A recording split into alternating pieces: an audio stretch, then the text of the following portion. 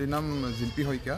তাই আপোনাৰ মিছামৰা দুলীয়া গাঁৱলৈ বিয়া হৈছিলে আপোনাৰ 2016 চনৰ 29 ফেব্ৰুৱাৰীত।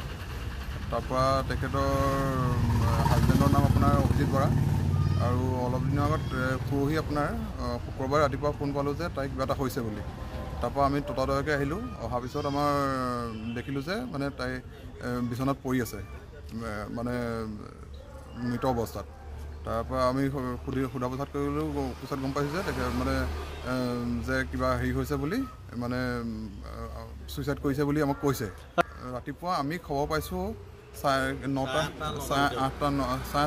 বজাত পাইছোঁ আৰু আমি খবৰ ৰাতিপুৱা। হাজবেণ্ডে বিশেষ একো নকৰে, তেখেতে ঘৰতে হেৰি কৰে, ঘৰতে আছে। তেখেতৰ এৰেঞ্জ মেৰেজ আছিলে, ঘৰৰ পৰাই চোৱা হৈছিলে। আৰু তেখেতৰ বিয়া হৈছিলে আপোনাৰ 2016 চনৰ 29 ফেব্ৰুৱাৰীত।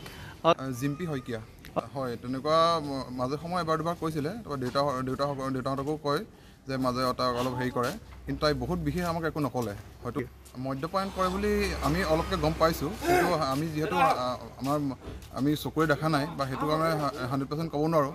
কিন্তু মানে বহুতে কোৱা শুনিছোঁ যে মানে মদ্যপান কৰে বুলি। আমি এটা বিচাৰোঁ যে এনেকুৱা মোৰ ভণ্টিৰ লগত নিচিনা যাতে আৰু 10জনী ছোৱালীৰ লগত নহয়, আৰু যাতে তাই উচিত তদন্ত পায় আৰু দৃষ্টান্তমূলক শাস্তি পায়, যাতে কোনো যাতে এনেকুৱা মানে ভৱিষ্যতে কিবা অত্যাচাৰ কৰা বা তেনেকুৱা কৰা হেৰিয়ত নহয় যাতে। হয় হয়, তেখেতে হাতত নিজৰ লিখি থৈ গৈছে যে তাই লিখি থৈ গৈছে যে মই আত্মহত্যা কৰিছোঁ, আৰু তাৰ কাৰণে কাকো হেৰি কৰিবলৈ মনা কৰিছে, বেয়া পাবলৈ মনা কৰিছে, আৰু তাৰ কাৰণে সম্পূৰ্ণ জগৰীয়া তেখেতৰ স্বামী অভিজিত বৰাক মানে জগৰীয়া কৰিছে। বিয়া হোৱা আপোনাৰ প্ৰায় 9 বছৰ হৈছিলে। সন্তান নাই বৰ্তমানলৈকে, তেনেকুৱা সন্তান হোৱা নাছিলে। আৰু ঘৰুৱা মানে পিঠিটো দাগ আছে, তাৰপৰা নাকতো দাগ পাইছে, আৰু তেনেকৈ মানে গাত অলপ স্পট পোৱা হৈছে, অত্যাচাৰ কৰা হয়। মই শ্ৰী জিম্পী শইকীয়াৰ দেউতাক, আৰু তাই মোক মাজে মাজে কয় যে দেউতা মই এনেকুৱাটো হৈছে তেনেকুৱাটো হৈছে, মানে অলপ অশান্তি অনুভৱ কৰিছোঁ। তাৰপিছত এদিন যোৰহাটলৈ মোক তাই ডাক্তৰৰ ওচৰত দেখুৱাবলৈ যাওঁতে তাইক সি মাৰিবলৈ উদ্যত হৈছিলে। তাৰমানে তেতিয়া তাৰ বায়েকে ভনীয়েকে ধৰিছিলে। ধৰাৰ পিছত মাৰিবলৈ নাপালে তাই নক'লে আৰু মোক বিশেষ কথাটো। তাৰপিছতে তাইক মই তেতিয়া কৈছোঁ যে তইতো ফোন চোন কৰিব লাগে।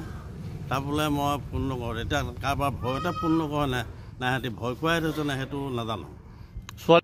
দৰাঘৰ মিছামৰা দুলীয়া গাঁৱত মানুহে একো নকয়, ভাত চাত খোৱাৰ পিছত আৰু শুই পেলাই এইটো কাম কৰিলে বুলি কৈছে। দেখিছোঁ নাকত তেজ ওলাই আছে, আৰু ইয়াত মানে ঘোচা মৰা চিন আছে, চিন দেখিছে। লিখি থৈ গৈছে হাতত যে মোৰ স্বামীৰ কাৰণে মোৰ মৃত্যু হ'ল বুলি। সদায় মদ খাইহে উৎপাত কৰেহে। মদ খাই বুলি এতিয়া কোৱা শুনিছে, আগতেতো নাজানো বাৰু। বিয়া দিওঁতে এতিয়া গম পাইছোঁ। কি কওঁ মানে মোৰ ন্যায় বিচাৰ লাগে, তাৰ কাৰণে মই আৰু ক'ব নোৱাৰিম আৰু। মোক খালি ন্যায় বিচাৰ লাগে, মই সেইটোৱে বিচাৰোঁ আৰু। দুখীয়ে শাস্তি পাওক, মোক খালি ন্যায় বিচাৰ লাগে, মই সেইটোৱে বিচাৰোঁ আৰু। মোক একো নালাগে। তাই বয়স 29 বছৰ হৈছে, 29 বছৰ। ন্যায় বিচাৰ উচিত বিচাৰ কৰক।